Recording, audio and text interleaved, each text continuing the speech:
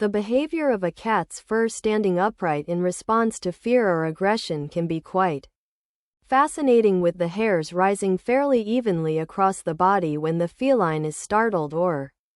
preparing to defend itself, whereas a more pronounced display of piloerection occurs along the spine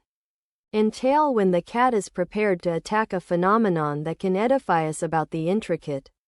communication mechanisms employed by these animals.